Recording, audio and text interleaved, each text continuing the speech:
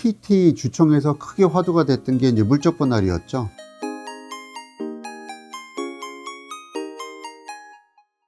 예, 안녕하십니까. 하나금융투자 통신서비스 네트워크 장비 담당 김홍식입니다. 예, 오늘은 이제 KT 관련된 얘기 포함해서 그 다음에 이제 통신서비스 최근의 프리뷰 등등 좀 말씀드릴 거고요. 장비주 쪽에 최근에 이제 분위기가 좀 살아나고 있는데 향후에 이제 전망하고 전략 좀 살펴보도록 하겠습니다. 통신사 1분기 실적이 이제 5월 초 정도쯤에 발표가 될 텐데요. 실적은 뭐 걱정 안 하셔도 될 것 같습니다. 최근에 5G 순증 가입자 숫자는 예상보다는 살짝 부진하고요. 근데 이제 이게 오히려 마케팅 비용적인 측면에서는 오히려 조금 더 도움이 되는 이슈라 이렇게 보시면 될 것 같습니다.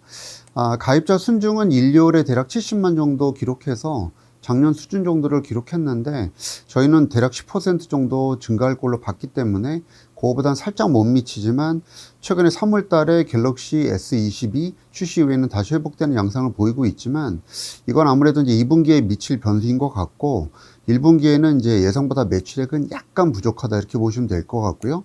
하지만 마케팅 비용이나 감가비는 오히려 좋은 흐름을 보여서 실제로 보면 영업이익은 잘 나온다 이렇게 하시면 될 것 같은데 3사 영업이익 합계가 1.1조인데 SK텔레콤이 인건비 관련돼서 800억 정도, 그래서 기업 분할하면서 이제 주식 관련된 위로금을 지급을 했는데요.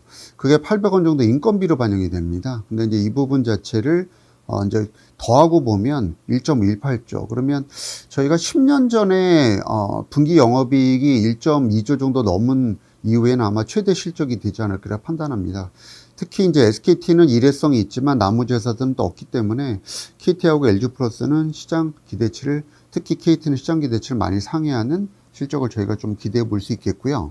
신정부 들어서서 통신정책 관련돼서 또 걱정이 있을 수도 있어요. 근데 또 지자체 선거까지 있기 때문에.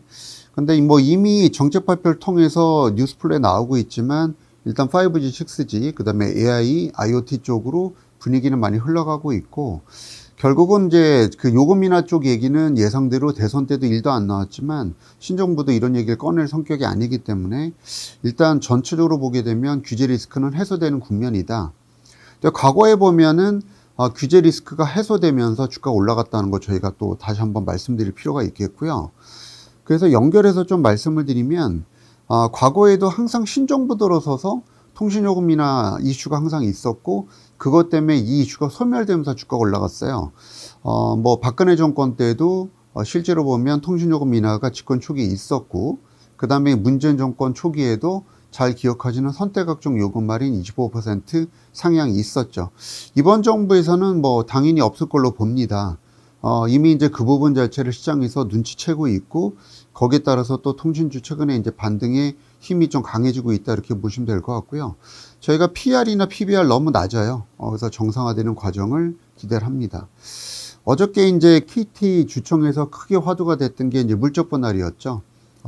물론 이제 국민연금에서 사장선임 반대권을 냈기 때문에 그거 관련돼서 또 자진 사퇴하시면서 사실은 시장에서 소액주주가 승리했다 이런 이제 이슈도 좀 부각이 됐지만 그것보다도 이제 지주사 전환 관련돼서 좀 이슈가 커졌는데요.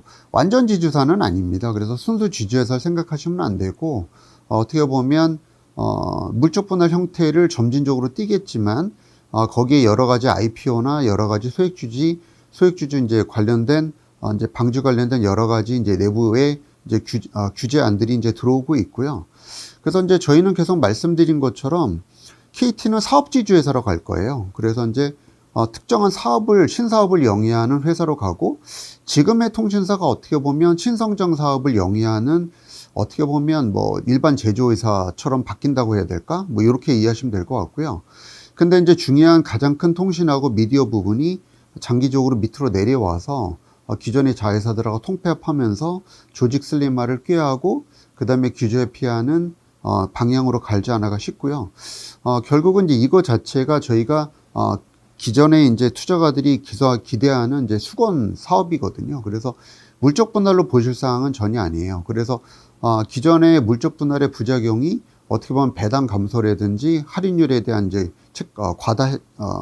책정 이런 부분을 생각할 수가 있는데 저희는 어쨌든 간에 기존의 자회사들이 고평가돼 있지도 않았지만 실제로 통신 부분은 100% 자회사로 비상장으로 남길 가능성이 높고, 그 다음에 배당에 대한 이중과세 요건이 안 되기 때문에 관련된 할인율도 크지 않을 거예요. 그래서 전체로 보면 저희가 기존의 KT의 PBR이 0.5배인데 오히려 자산 재평가 과정을 통해서 0.2배까지 낮아질 거고, 이게 오히려 정상화되는 과정으로 0.45배 정도까지 된다면 이제 지주회사 할인도 지금 저희가 50% 이상 할인받는 회사들이 많지 않기 때문에 주가 올라갈 수 있다고 좀 말씀드리겠고요.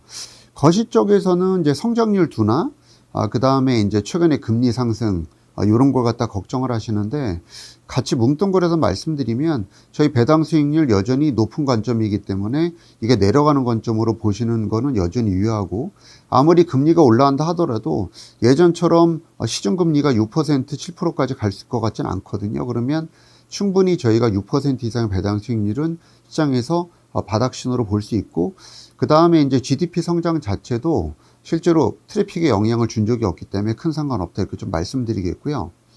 이어서 이제 장비 쪽은 제가 이제 계속 강조했던 게 특정 업체 위주로 보시 마시고 12개 회사를 통합해서 보시란 말씀 계속 드렸어요. 이렇게 보시게 되면 저희가 이제 과거에 KMW를 이제 탑픽으로 삼다가 최근에 커버리지를 안 하고 있는 지가 벌써 1년이 넘었는데요. 지금은 제 뷰는 KMW 주가도 올라간다고 봅니다. 하지만 KMW 실적 기준으로 이 업황을 보면 안 맞는다는 얘기를 제가 1년째 하고 있죠. 최근에 보시면 HFR이나 이노아이레스 실적하고 그 다음에 KMW 실적은 정반대로 움직이고 있어요. 근데 궁극적으로는 다시 커플링으로 바뀔 겁니다. 그 시점 올해 3분기로 보고 있고요. 하지만 여태까지는 이제 시장에서 컨빅션을 못 갖는 이유는 분기별 실적 자체가 본인이 보는 업체들 위주로 보면 안 맞는다는 거고요.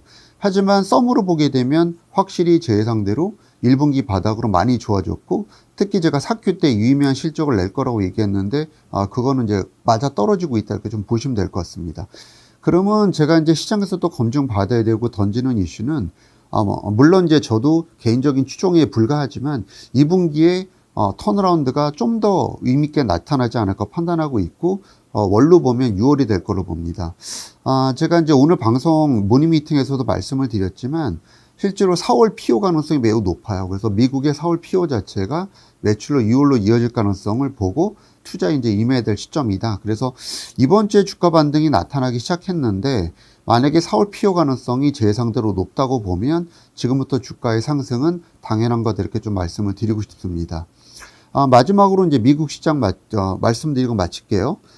미국의 이제 3기가hertz 이상의 소위 말하는 미들 주파수의 확장을 저희가 봐야 되는데, 계속 말씀드리지만 2023년도에 상용 가능한 중대역 스펙트럼, 그러니까 주파수가 크게 확장된다는 거고요. 제가 이 얘기를 6개월 동안 떠들고 있는데 최근에 다시 이슈가 되고 있으니까 말씀드릴게요. 결국은 이제 버라이즌하고 디시 네트워크가 이쪽에 대한 투자를 올해 공격적으로 할 거고, 여기에 이제 삼성이나 후지츠나 에릭슨이 수혜를 받을 건데, 그게 우리나라 중소장비업체에 연결된다고 이해하시면 될 것 같고요. 그래서 이제 디시 네트워크하고 버라이즌형 관련된 PO가 4월 달에 나오지 않을까. 그래서 거기에 관련돼서 매출은 6월에서 7월 정도 집중될 거고, 빠른 업체들은 5월부터, 늦은 업체들은 한 7월부터 발생될 거라서 올해 2, 3분기 정도가 실제로 장비주의 실적이 상당 부분 시장에 입혀지는 시점이 되지 않을까 싶습니다.